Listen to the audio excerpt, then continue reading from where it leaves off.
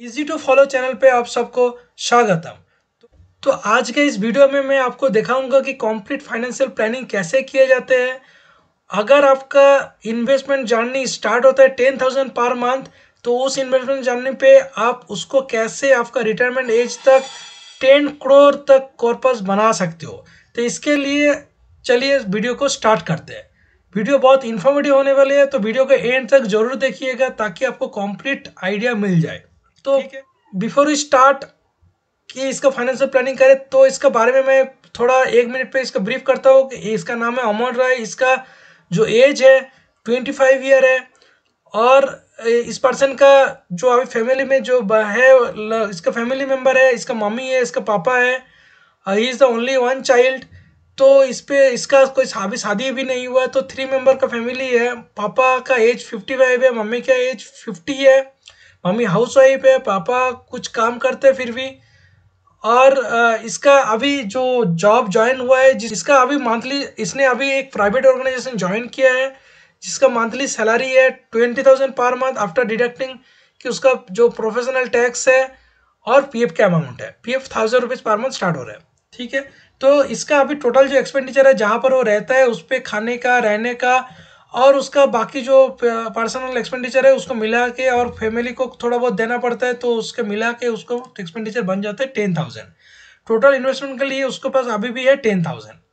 तो अभी इसका एज है 25। तो इसको पहले अभी इन्वेस्टमेंट का जानने स्टार्ट करने से पहले जो पहले 3 इंश्योरेंस को अभी खरीदना है। एक है खुद के लिए टर्म लाइफ इंश्योरेंस जिसका कॉस्ट आएगा 1,000 रुपीज़ पर मंथ, जिसका मैं एग्जांपल दिखाऊंगा कैसे खरीदना है। उसके बाद एक हेल्थ इंश्योरेंस फॉर पेरेंट्स खरीदना है जिसका भी 1,000 रुपीज़ पर मंथ आएगा, जिसका कवरेज देगा 5 लाख पर ईयर। और एक हेल्थ इंश्योरेंस खुद के लिए खरीदना पड़ेगा जिसका अभी कॉस्टिंग तो आएगा 600-700 रुपये। बाद में शादी होने के बाद उसका वाइफ को ऐड करके 1,000 रुपीज़ में मान लेता हूँ। तो ये सारे इंश्योरेंस कैसे खरीदना है, तो इसके लिए चलिए शुरू कर देखते हैं कि कैसे खरीदना है। तो पहले इंश्योरेंस खरीदने के लिए पहले आपको पॉलिसी बाजार पे आना है। policybazaar.com साइट पे आने के बाद आपको अकाउंट बनाना है। अकाउंट बनाने के बाद नीचे टर्म लाइफ इंश्योरेंस का ऑप्शन आ जा रहा है। टर्म लाइफ इंश्योरेंस ऑप्शन आने के बाद इसको क्लिक करना है। इस पर सारी डिटेल्स आपको फिल करना है। मैं ऑलरेडी फिल कर चुका हूँ। तो इसको व्यू प्लान पे जाना है। व्यू प्लान पे जाने के बाद आप अगर फ्रेश से कर रहे हो तो आपको और भी बहुत सारे क्वेश्चन पूछा जाएगा सबमिट के टाइम कि आप स्मोक करते हो कि नहीं, आपका इनकम कितना है, आपका जो इनकम है उस स्लैब पे आप डाल दीजिएगा। आपका क्वालिफिकेशन क्या है, आपका 12th पास हो, कॉलेज ग्रेजुएट हो, 10th पास हो, जो भी है। आपका एनुअल इनकम 2 लाख है, 3 लाख है, 4 लाख है, 5 लाख है, जो भी है आप डाल दीजिए। सैलरीड पर्सन हो, सेल्फ एम्प्लॉयड हो, बिजनेसमैन हो, जो भी है डाल दीजिए। उसके बाद सेव कर दीजिए। सेव करने के बाद इस पे कैलकुलेट करके दिखा रहा है कि मैं 50 लाख तक का कवरेज ले सकता हूँ टर्म इंश्योरेंस, जिसपे 60 ईयर तक कवरेज देगा। मैं मानता हूँ 60 ईयर कवरेज काफ़ी होता है। उसके बाद आपका लाइबिलिटी नहीं रहता है उतना कि 80 ईयर तक। कोई भी पॉलिसी बाजार का अगर प्रोफेशनल आपको कॉल करते हैं, बोलते हैं कि नहीं आप 80 ईयर तक ले लीजिए, आपका आपका अगर नेचुरल डेथ भी होगा तब भी आपको फैमिली को कुछ मिल जाएगा, पूरा 50 लाख मिल जाएगा। तो मैं उसके लिए मैं बोलता हूँ कि नहीं चाहिए, 60 ईयर तक काफ़ी है, क्योंकि 60 ईयर के बाद मैं आपको कॉर्पस ही 10 करोड़ के बना दूंगा। तो आपको 50 लाख का उस टाइम पे 50 लाख बहुत कम लगेगा। तो आप ये टर्म इंश्योरेंस का इंपॉर्टेंस है कि ये इस टाइम पे काम पे आता है जब इस दुनिया में आप नहीं रहते हो। सडनली कुछ इवेंट हो जाता है, अनफॉर्चुनेट इवेंट हो जाता है जिसके कारण आपका डेथ हो जाता है, तो फैमिली को ये पैसा दिया जाता है ताकि फैमिली आराम से सर्वाइव कर सके, फैमिली पे पैसा का कुछ क्राइसिस ना आए, फैमिली स्मूथली रन हो। ठीक है, जो आप चाहते हो। तो इसके लिए आपको देख रहे हो कि 700-800 पे आपको 50 लाख का कवरेज मिल जा रहा है। इस पे एक एग्जांपल दिख रहा है कि आपको बहुत ज़्यादा प्रीमियम पड़ जा रहा है, 4,500 पड़ जा रहा है। किस लिए? क्योंकि ये ऑन सर्वाइवल पे एक लमसम अमाउंट आपको पे भी कर रहा है। 50 लाख का तो कवरेज दे रहे हैं ऑन डेथ, और 60 ईयर तक आप अगर आप डेथ नहीं होते तो 65 लाख आपको सर्वाइवल में मिल जा रहा है। तो ऐसा वाला इंश्योरेंस नहीं खरीदना है क्योंकि इसका प्रीमियम बहुत ज़्यादा होता है। नहीं खरीदना है आपको। ये इंश्योरेंस प्लस इन्वेस्टमेंट को मिक्सअप नहीं करना है। जैसे LIC में करते हैं, LIC में बहुत सारे एंडोमेंट प्लान बेचा जाता है इन विलेजेस पे या Tier 3 सिटीज़ पे। LIC बहुत फेमस है। एंडोमेंट प्लान बेचा जाता है ताकि आप जॉब कर रहे हो, मतलब आपका इंश्योरेंस कराना है। इंश्योरेंस मतलब life insurance. LIC as a endowment plan बहुत ही बेकार है। मनी बैक प्लान बहुत ही बेकार है। ये सारे चीज़ नहीं लेना है, ताकि इस पे अगर आप रेट ऑफ इंटरेस्ट कैलकुलेट करोगे, कोई भी प्लान उठा के देख लो, 15 साल 16 साल दे रहे देन 20 साल पे आपको मिल रहा है या 25 साल पे आपको मिल रहा है, ये सारे प्लान का रेट ऑफ रिटर्न जो होता है वो 6 से 7% से ज़्यादा नहीं होता है। तो LIC is not a good option कि आपको टर्म इंश्योरेंस लेना है। इस पे टर्म इंश्योरेंस आता है बट ये बहुत सारा कॉस्टली होता है। इस पे 50 लाख का टर्म इंश्योरेंस मैंने देखा है, इस पे 50,000 पर ईयर देना पड़ा तब जाके आपको 50 लाख का टर्म इंश्योरेंस मिलने वाला है। तो ऐसा इंश्योरेंस नहीं खरीदना है जहाँ पर आपको 700 रुपये पर मंथ पे मिल जा रहा है। तो आप HDFC लाइफ का ये 800 रुपीज़ वाला या ICICI वाला कोई भी एक टर्म इंश्योरेंस 1000 रुपये वाला तो आप ले सकते हो। तो इसलिए मैंने इस पे देखा कि आपका टर्म इंश्योरेंस आपको 1000 रुपये मिल जा रहा है। उसके बाद जो हेल्थ इंश्योरेंस है, अभी हेल्थ इंश्योरेंस कैसे चेक करेंगे, तो हेल्थ इंश्योरेंस के लिए सिंपल, हेल्थ इंश्योरेंस के लिए आपको पॉलिसी वाइजर फिर से जाना है। जाने के बाद आपको हेल्थ इंश्योरेंस का ऑप्शन दिख रहा है, इसको क्लिक करना है। क्लिक करने के बाद आपका हेल्थ इंश्योरेंस का और इस पे दिख रहा है कि आपको कौन सा मेंबर अभी आपका फैमिली में आप हो, आपका फादर है, मदर हो, ये मेंबर है, इसको ऐड कर देना है। ऐड करने के बाद आपका एज, फादर का एज, मदर का एज मैंने डाल दिया। उसके बाद कंटिन्यू करना है। कंटिन्यू करने के बाद आपको सिटी मांगेगा, सिटी के बाद कंटिन्यू करना है। उसके बाद और भी कंटिन्यू करना है। तो आपको इसके बाद आपको प्री डिजीज पूछ रहा है कि आपके डायबिटीज है, पेरेंट्स का ब्लड प्रेशर है, शुगर है, कुछ है, थायराइड है। तो आपको हॉनेस्टली आपको ये फिल करना है। फिल करने के बाद आपको अगर कुछ नहीं है तो मैं इस सिनेरियो पे नॉन ऑफ द अबव कर रहा हूँ। करने के बाद इस पे बोल रहा है कि आपका ऑफिस आपको इंश्योरेंस प्रोवाइड करता है कि नहीं, मैं करता हूँ नो। तो उसके बाद व्यू कर देता हूँ। तो व्यू के बाद ये लिस्ट करेगा, लिस्ट डाउन करेगा जो जो कंपनी है उसका 61 टोटल प्लान फाउंड दिख रहे हैं, जो आपको फादर मदर के लिए पहले दिख रहे टैब पे, जिसपे आपको 900 1500 ऐसा करके लग जा रहा है 2000, क्योंकि आपका पापा मम्मी का एज हो गया जिसके लिए ये बहुत ज़्यादा पड़ जा रहा है। जिसपे एक चीज़ आपको ध्यान देना है कि को पेमेंट का ऑप्शन जितना ना हो सके उतना अच्छा है। तो अगर कोई भी ऑप्शन जैसे ये वाला 2000 ले रहा है बहुत ही ज़्यादा है, ये 1400 ले रहा है, वैसे इसमें कोई ऑप्शन नहीं है, ठीक है। तो ये 1200 ले रहा है, तो 1200 रुपया करके आपका पेरेंट्स का 1200 रुपये पे रिलायंस का मिल जा रहा है, जिसपे रूम रेंट का कुछ लिमिट नहीं है, 1 लाख रिन्यूअल बैलेंस है, 5 लाख तक का कवरेज है, रिलायंस का 465 कैशलेस हॉस्पिटल है, अच्छा है तो इसको ले सकते हो। ऐसे एग्जाम्पल के तौर पे मैं इसको बताया कि आपको 1000 रुपये 1200 रुपये में पेरेंट्स का मिल जा रहा है, जैसे इसका पेरेंट्स का आपको 1200 रुपये में मिल जा रहा है। उसके बाद आपका हेल्थ इंश्योरेंस कैसे है, आपका हेल्थ इंश्योरेंस पेरेंट्स का हेल्थ इंश्योरेंस अलग से लीजिएगा, क्योंकि इस पे आपका हेल्थ इंश्योरेंस अगर देखोगे तो आपको 600 रुपया, वही सेम चीज़ 5 लाख के लिए आपको 500 रुपया 600 रुपये पे आपको मिल जा रहा है। मैं कंसिडर करता हूँ आपका अभी शादी नहीं हुआ इसलिए आपको 500-600 में मिल जा रहे हैं। ये एक अच्छा कंपनी है HDFC अर्गो, जिसपे आपको 5 लाख के बाद 5 लाख का कवरेज देता है। 5 लाख का क्या कवरेज है, हर साल आपको 5 लाख तक का हेल्थ इंश्योरेंस का कवरेज देगा। हेल्थ इंश्योरेंस अभी के टाइम पे लेना बहुत ही ज़रूरी है, क्योंकि अगर आपको फैमिली में आपको पेरेंट्स को एजेड होते जाएगा तो आपको पेरेंट्स को अगर कुछ हो जाता है, सडनली एक्सीडेंट हो जाता है या फ्रैक्चर हो जाता है या अपेंडिक्स ऑपरेशन होता है या कुछ भी कोई भी प्रॉब्लम होता है, अगर कोई हॉस्पिटल पे आप अच्छे खासा हॉस्पिटल पे आप एडमिट करते हो तो 6-7 दिन का आपका बिल आ जाते हैं 50,000 60,000 1 lakh based on the treatment. तो ये अगर इंश्योरेंस खरीदोगे तो आपका इंश्योरेंस कवर कर देगा, तो आपको वो पैसा नहीं देना पड़ेगा, वरना आपका एक एडमिशन आपका 1 साल का टोटल सेविंग आपको लेके चला जाएगा, ठीक है। कभी कभी 2-3 साल का सेविंग भी लेके चला जाता है। तो इसके लिए हेल्थ इंश्योरेंस रहना बहुत जरूरी है। तो आपका हेल्थ इंश्योरेंस अभी तो 600 रुपये बढ़ रहे हैं, बट मान लेते हैं आपका शादी होता है उसके बाद आपको वाइफ को ऐड करते हो तो उस सिनेरियो पे 1000 रुपीज़, ठीक है। इसका भी एवरेज कर लेते हैं कि 1000 रुपीज़ पापा का पेरेंट्स का है, तो टोटल 3000 रुपीज़ आपका चला गया, ठीक है, इंश्योरेंस खरीदने में। आप आते हैं कि एक इमरजेंसी फंड बनाना है, ताकि अगर आप प्राइवेट सेक्टर पे जॉब करो, सडनली आपका जॉब चला जाता है या कुछ आपका एक्सीडेंट हो जाता है, आप जॉब पे नहीं जा पाते हो, आप 6 महीने, आपका इमरजेंसी फंड रहना बहुत ही ज़रूरी है। तो इमरजेंसी फंड का कॉन्सेप्ट क्या है कि आपका जो मंथली एक्सपेंडिचर है उसका 6 टाइम मतलब 60,000 आपको इमरजेंसी फंड आपका सेविंग अकाउंट पे या कहीं पे भी पार्क करना चाहिए। जब आपको ज़रूरत पड़े आप इमीडिएटली उसको यूज़ कर सकते हो, ताकि इमरजेंसी के टाइम पे आपका फैमिली को कोई प्रॉब्लम ना हो, फैमिली आराम से रन हो, ठीक है।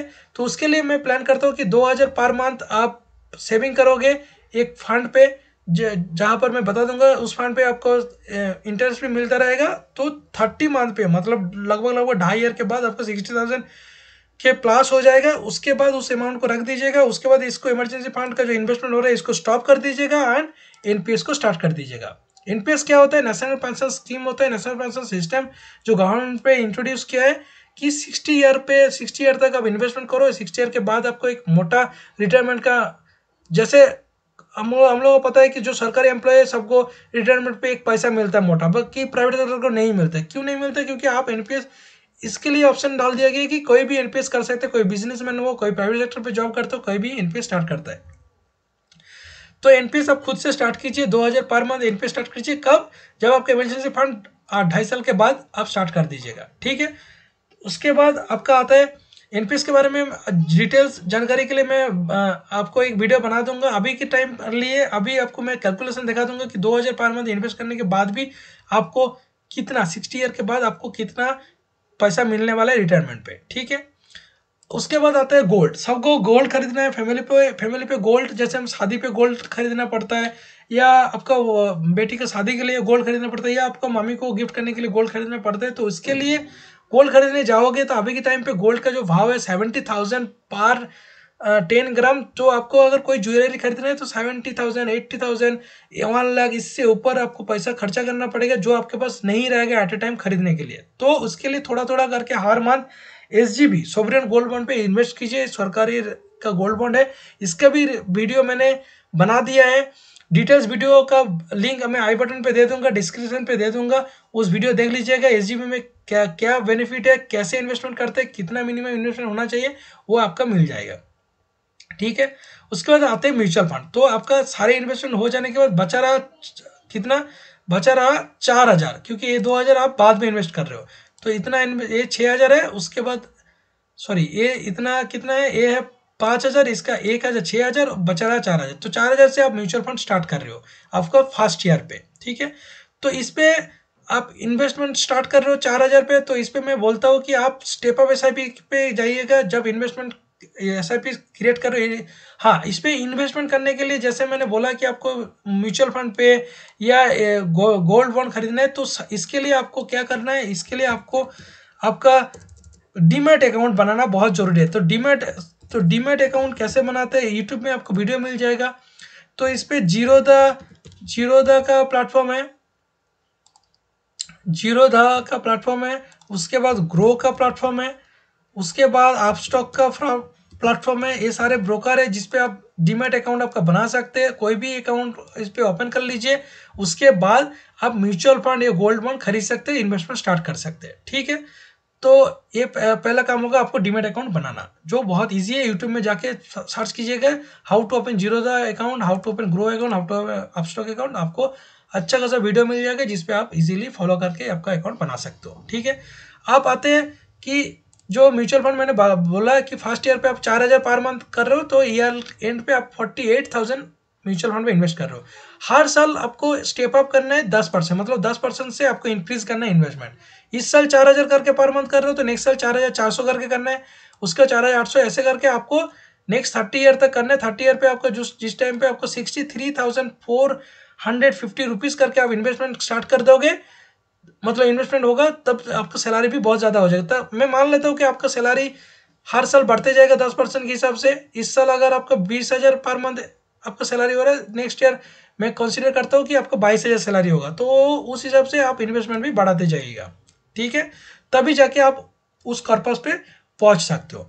तो अभी आते हैं इन्वेस्टमेंट ऑप्शन पे। जैसे मैंने बोला कि आपको इमरजेंसी फंड बनाना है, इमरजेंसी फंड के लिए आपको गिल्ड म्यूचुअल फंड पे इन्वेस्टमेंट करना है।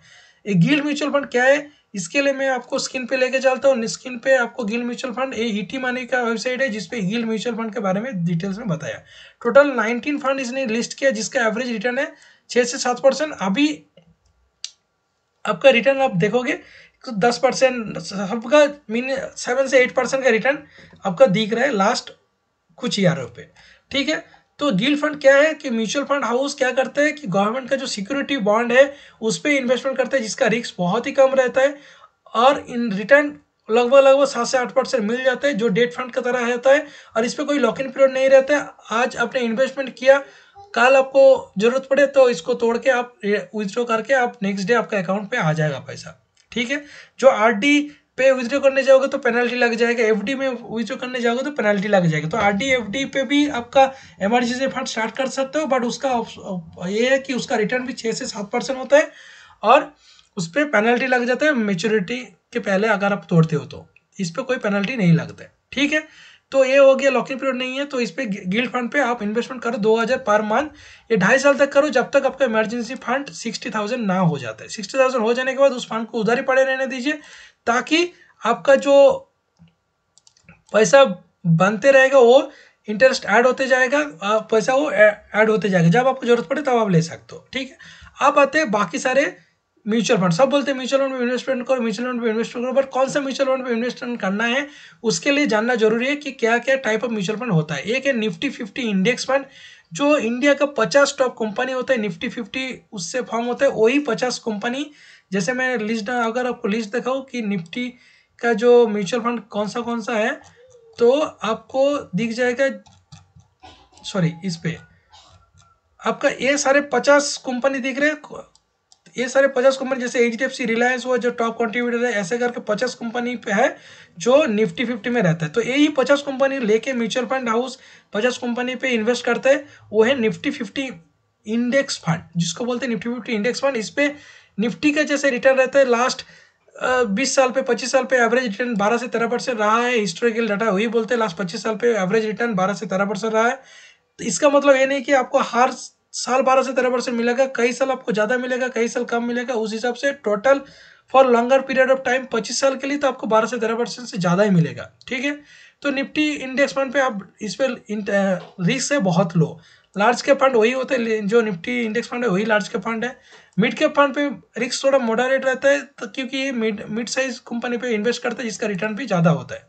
फ्लेक्सी कैप क्या होता है, mid cap, small cap, large cap सब मिला के होता है फ्लेक्सी कैप, जिसका इंटरेस्ट रेट आपको रिटर्न और भी अच्छा मिलता है, क्योंकि इसमें स्मॉल कैप भी रहता है, मिड कैप भी रहता है, लार्ज कैप भी रहता है।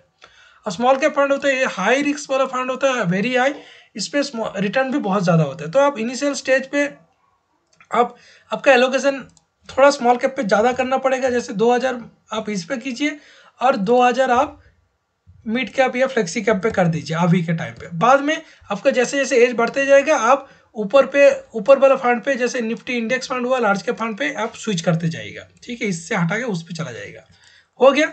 तो आप इन्वेस्टमेंट ऐसे करते जाओगे तो आपका, मैं रिटर्न कैलकुलेट करता हूँ कि अगर आप 4000 से स्टार्ट करोगे, 30 साल के बाद आपका रिटर्न कितना होगा। तो उसके लिए आपको कैसे जाना है, उसके लिए आपको ग्रो पे जाना है। ग्रो पे जाके स्टेप अप कैलकुलेटर करके सर्च करना है, तो आपका ये वाला ऑप्शन आ जाएगा, स्टेप अप कैलकुलेटर ग्रो। इसका लिंक भी मैं डिस्क्रिप्शन में दे दूंगा, सारी का लिंक मैं डिस्क्रिप्शन पे दे दूंगा, ताकि आप जाके हर एक चीज़ देख सकते हो जो मैंने आपको इस वीडियो में दिखाया। तो इस पे आपका जो अभी आप मंथली 4000 पर मंथ आप इन्वेस्टमेंट कर रहे हो, एनुअल स्टेप अप कर रहे हो 10%, मैंने जैसे बोला है कि 10% से बढ़ाओगे। एक्सपेक्टेड रेट ऑफ रिटर्न में 13% लिया, जो एवरेज रिटर्न है निफ्टी का मैंने वही लिया। 35 ईयर पे आप अगर इन्वेस्ट करते रहोगे 4000 से स्टार्ट करके, तो आप गेस नहीं कर सकते कि आपका पोर्टफोलियो कितना बनेगा। कितना बनेगा गेस करते, नीचे आते देखते कि आप इन्वेस्ट कर रहे हो 1,30,00,000। 35 ईयर पे आप इन्वेस्ट कितना कर रहे हो, 1,30,00,000, क्योंकि आपके पास टाइम बहुत है। 25 साल से स्टार्ट कर रहे हो, आपके पास नेक्स्ट 35 ईयर है आपका 60 साल तक होने का, ठीक है, रिटायरमेंट एज तक होने का। तो उस पर आपका 1,30,00,000 आप इन्वेस्ट कर रहे हो। आपका एस्टिमेट जो वैल्यू बन रहा है, रिटर्न बन रहा है 7 करोड़, तो टोटल वैल्यूएशन आपका हो जा रहा है 8.7 करोड़। तो आप अमाउंट सोच सकते हो कि 8.7 करोड़ आपका म्यूचुअल फंड से आ जा रहे हैं एट द एज ऑफ 60। आप आते हैं एनपीएस। एनपीएस का कैलकुलेटर पे आते हैं, एनपीएस का कैलकुलेटर सर्च करोगे कि एनपीएस कैलकुलेटर, तो आपका ये आ जाएगा। आप डेट ऑफ बर्थ, आपका कंट्रीब्यूशन कितना है 2000 पर मंथ, जैसे मैंने बोला है, आप स्टार्ट कर दिया, ठीक है। 60 ईयर के बाद आपका कंट्रीब्यूशन कितना होगा, कितना, इसका रेट ऑफ रिटर्न मैंने फिक्स कर लिया कि मैंने 11% आ रहा है, मान लेते हैं। क्योंकि इस पे भी आप इक्विटी में इन्वेस्ट करोगे, इस पे भी ऑप्शन रहता है। मैं एनपीएस के बारे में डिटेल्स वीडियो बनाऊंगा कि इस पे एनपीएस अकाउंट क्रिएट के टाइम क्या क्या ऑप्शन रहता है, कैसे कैसे आप इन्वेस्टमेंट का ऑप्शन चूज कर सकते हो, सारे डिटेल्स इन डेप्थ अब मैं डिटेल्स बनाऊंगा। तो अभी आप देख लेते हैं कि कितना रिटर्न आपका इन्वेस्टमेंट अमाउंट हो रहा है, 84 लाख, और सॉरी 8,40,000 आपका इन्वेस्टमेंट हो रहा है, 84 नहीं, आपका इतना 35 ईयर पे आपका 2000 पर मंथ इन्वेस्ट करो, मैं मान लेता हूँ कि आपने पैसा को बढ़ाया नहीं, 2000 पर मंथ ही आप एनपीएस पे रखे, जिसपे आपका 84,000 का इन्वेस्टमेंट हुआ है। सॉरी, इस पे आपका इन्वेस्टमेंट अमाउंट कितना हुआ, तो मैंने कंसीडर किया कि आपने आपका 2000 पर मंथ आपने स्टार्ट किया है, 60 ईयर तक आपने इन्वेस्टमेंट किया है, 60 ईयर तक ही आपको इन्वेस्टमेंट मतलब करना है मिनिमम, उसके बाद ही आपका पैसा विड्रॉ होगा, उससे आगे नहीं। और एनपीएस का फंडा ये है कि आप 35 ईयर रिटर्न होने के बाद पूरा पैसा नहीं उठा सकते, आपका 60 जो पैसा बनेगा उसका 60% आप उस टाइम पे आपको एज ए रिटायरमेंट अमाउंट आपको मिल जाएगा लामसम, जो टैक्स फ्री होगा, उस पर कोई पैसा टैक्स नहीं देना पड़ेगा, और बाकी जो अमाउंट आप एन्युइटी करोगे उस पर आपका पेंशन बन जाएगा, पर मंथ पेंशन मिलेगा। जैसे इस हिसाब से पेंशन कैलकुलेट करके देख रहे हैं कि 60 ईयर के बाद आपका 23,000 पेंशन मिलेगा पर मंथ, जो बहुत ही कम है। आप इसको बढ़ा सकते हो ताकि आपका ये अमाउंट पेंशन का अमाउंट बढ़े। तो मैं अभी अमाउंट नहीं बढ़ा रहा हूँ, तो अभी इस पर मैं इन्वेस्टमेंट टोटल हो रहा है 8,40,000 का इन्वेस्टमेंट हो रहा है, और आपका कॉर्पस बन रहा है प्राय 99,46,000, दैट मीन्स ऑलमोस्ट 1 करोड़ का टोटल कॉर्पस बन रहा है। टोटल कॉर्पस पे आपका कितना में, जैसे मैंने बोला कि 60%, जैसे 60 लाख आपको मिल जाएगा लमसम, बाकी 40 लाख का आपका रिटर्न मतलब पेंशन मिलते रहेगा एन्युइटी के फॉर्म में, ठीक है। तो इस पे मैं देख रहा हूँ कि आपका एनपीएस का कॉर्पस कितना है, 1 करोड़। और पीएफ आपका, जैसे मैंने बोला कि आप कंपनी में काम करते हो तो आपका पीएफ से कटते रहते हैं, तो पीएफ आपका कितना अभी स्टार्ट हुआ 1000। पीएफ का एनुअली मैं मानता हूँ कि आपका हर साल 10% पे आपका सैलरी बढ़ेगा, तो 10% पीएफ भी बढ़ेगा। तो इसका रिटर्न, जो रिटर्न कैलकुलेट होता है, इसका रिटर्न आता है, इसका 7% रिटर्न देता है। अभी रेट ऑफ इंटरेस्ट 7 से 8% के बीच में, 7% में मान लेता हूँ, तो इसका अमाउंट बन रहा है 74 लाख के आसपास।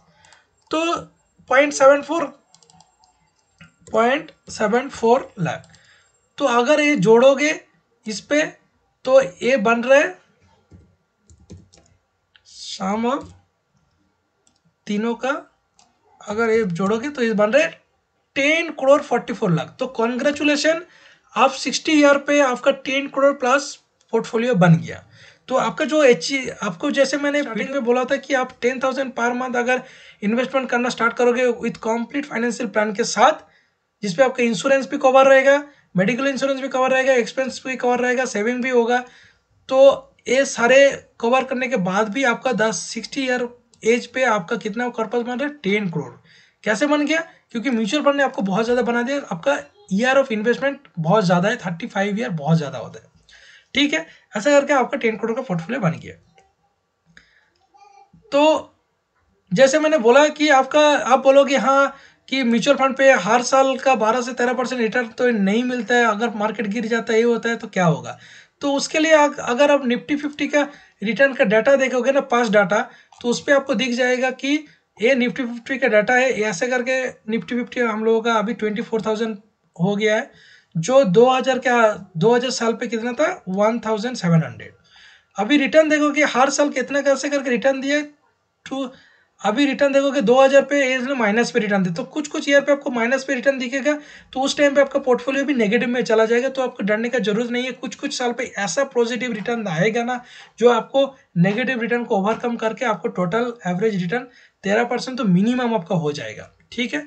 अगर वही 13% जो मैंने कैलकुलेट किया, 13% मिनिमम, मैंने 13% मिनिमम लेके कैलकुलेट किया, अगर मैं इसको 13% के जगह में मैं 14%, 1% भी बढ़ गया ना, 14%, आप एज्यूम करो आपका जो बन रहा था 8 करोड़ ना, वो कितना बनेगा, वो बन जाएगा 10 करोड़, ठीक है। इसका 1% और बना देते हैं ज़्यादा, 13 करोड़ तक चला जाएगा। तो मैं इतना तक मैं नहीं जा रहा हूँ कि तब का 13 करोड़ पहुँच जाएगा 4,000 पर मंथ इन्वेस्टमेंट स्टार्ट करके 10% एनुअल स्टेप अप पे। मैं मान लिया कि 13% आपका जो एवरेज रिटर्न है 25 साल पे, वही 13% रिटर्न पे मैं फिक्स्ड हूँ, वही काफ़ी है। तो 8.7 करोड़, समझ रहे हो आपका रेट ऑफ इंटरेस्ट पे कितना इम्पेक्ट होता है, मतलब। तो ऐसा करके आप आपका इन्वेस्टमेंट प्लान कर सकते हो, कंप्लीट इन्वेस्टमेंट प्लान आपका हो जाए। एक डिस्क्लेमर है जो मैंने स्लाइड पे ऑलरेडी लिख के रखा हो कि Investment in mutual fund and security market are subject to market risk. Read all related documents carefully before investing.